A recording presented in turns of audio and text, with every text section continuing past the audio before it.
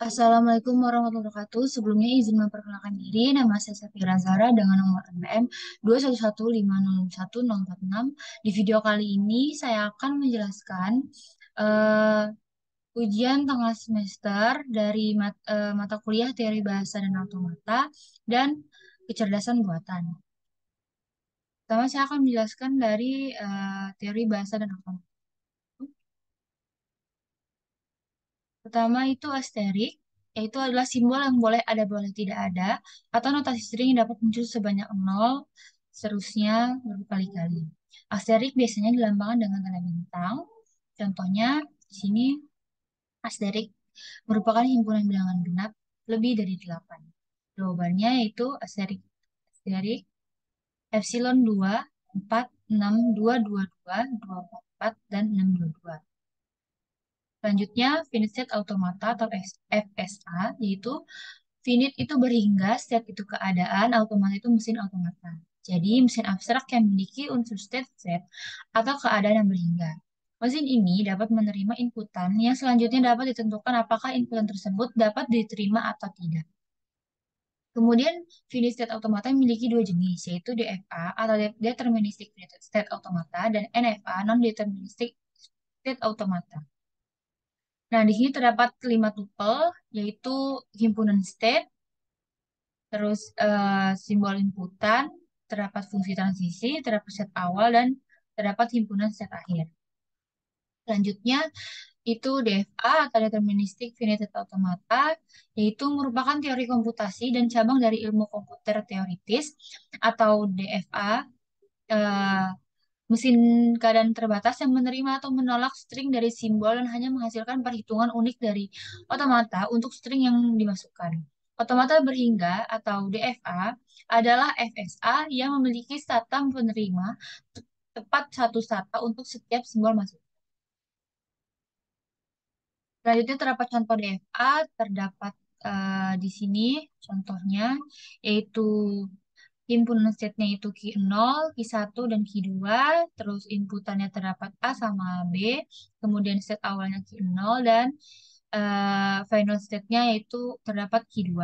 Nah, di sini fungsi transisinya yaitu Q0 A itu sama dengan Q0, Q0 B sama dengan Q1, Q1 sama Q1 A sama dengan Q1, Q1 B sama dengan Q2, Q2 A sama dengan Q1, Q2 B sama dengan Q2. Nah, jika dicari string A, B, B, maka diterima karena telah mencapai final state. Nah, tetapi jika dicari string B, A, B, A, ditolak karena tidak mencapai final state. Selanjutnya, NFA atau Non-Deterministic Finite State Automata merupakan model otomata terbatas di mana dari satu state jika diberikan inputan maka dapat berpindah lebih dari satu state. Nah, di sini terdapat contoh NFA, terdapat himpunan state-nya itu Q0, Q1, Q2, Q3, dan Q4. Terus terdapat inputannya itu A, B, C, dan fungsi transisinya diberikan dalam tabel. Terus set awalnya Q0 dan final setnya yaitu Q4. Nah, sini terdapat fungsi transisinya 0 itu A-nya Q0 Q1, B-nya Q0 Q2, C-nya Q0 Q3, Q1 A-nya Q4, B-nya Q1, C-nya Q1, Q2 A-nya Q2, B-nya Q2 Q4, C-nya Q2, Q3 A-nya Q3, B-nya Q3, C-nya Q3, dan Q4. Selanjutnya, saya akan menjelaskan dalam materi kecerdasan buatan. Yang pertama di sini terdapat single layer perceptron, yaitu proses yang terjadi pada gambar ini. Terdapat gambar inputan 1, inputan 2, inputan 3, inputan 4, terdapat bobot, input bobot plus bias, terus fungsi aktivasinya dan eh, dikeluarkannya output 0 atau 1. Nah, pada model GST ini hanya memiliki satu layer tanpa melalui hidden layer atau satu layer inputan to output layer. Nah, proses terjadi pada gambar ini, input-input masuk membawa hasil aktivasi dari neuron lain dan dikalikan dengan bobot tertentu. Yang warna diagramnya yaitu ini kuning yang inputan input ini, Terus sebuah fluid pemrosesan akan menjumlahkan hasil perkalian inputan dan bobotnya itu pada warna biru ini. Diagramnya yaitu input bobot plus bias. Kemudian fungsi aktivasinya dikarenakan pada hasil pemroses tersebut untuk mengetahui apakah akan meneruskan hasil aktivasi ke neuron selanjutnya. Ini fungsi aktivasi. Selanjutnya multilayer perceptron yaitu multilayer perceptron memiliki koneksi atau sinapsis lebih banyak. Nah, ini contohnya, ini inputan layernya yang pertama, terus terdapat hidden layernya dan output layernya. Terus memiliki hidden layer, ini hidden layernya. Jika fungsi yang akan diprediksi tidak continue, dua hidden layer diperlukan. Multilayer perceptron lebih baik dari model single neuron. Selanjutnya bias. Bias merupakan nilai tambahan pada GST yang fungsinya agar suatu GST dapat lebih fleksibel dalam memodelkan dan menentukan target yang dituju. Kemudian fungsi linear dan non-linear. Pertama, fungsi linear itu memiliki arti bahwa jika input diubah secara proporsional, maka output juga akan berubah secara proporsional. Jadi kalau fungsi linear ini sudah pasti. Sedangkan kalau fungsi non-linear itu memiliki arti bahwa jika inputnya berubah, output belum tentu berubah, jadi tidak pasti. Nah, di sini terdapat fungsi linier.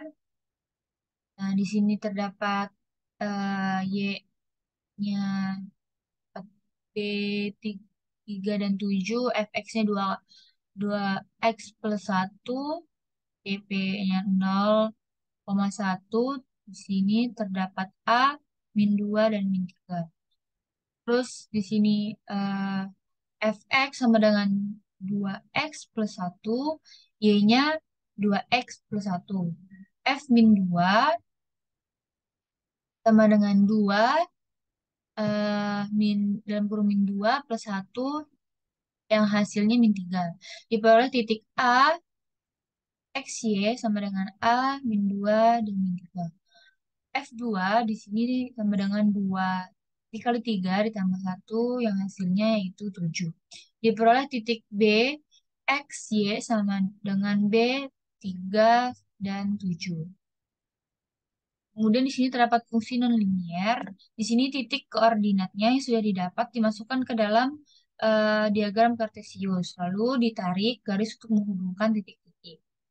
Nah, di sini terdapat daftar lajurnya, X-nya min 3, min 2, min 1, 0, 1, 2, 3, 4, 5, Y-nya 30, 21, 14, 9, 6, 5, 6, 9, 14. Di sini Y-nya sama dengan Y sama dengan 9 min 4X min X pangkat 2.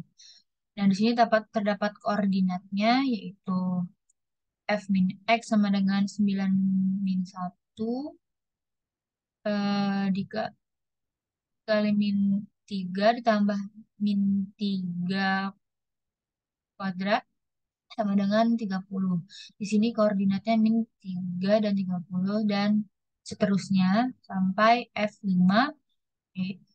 sama dengan 9 min 4 kali 5 plus 5 akar 2 sama dengan 14, koordinatnya 5 dan 14. Selanjutnya, perbedaan kecerdasan alami dan buatan. Yang pertama, perbedaan kecerdasan buatan terlebih dahulu, yaitu dia kalau kecerdasan buatan murah, bisa diduplikat, diciptakan manusia, konsisten, tidak memiliki kesadaran, bersifat permanen, bekerja lebih cepat, dapat didokumentasikan. Sedangkan kalau kecerdasan alami, dia itu mahal, kan tidak dapat diduplikasi, tidak konsisten karena manusia memiliki emosi, tingkat kesalahan lebih besar dan dapat lebih keren. Sekian video penjelasan dari saya. Bila ada salah kata, saya mohon maaf. Saya tutup. Wassalamualaikum warahmatullahi wabarakatuh.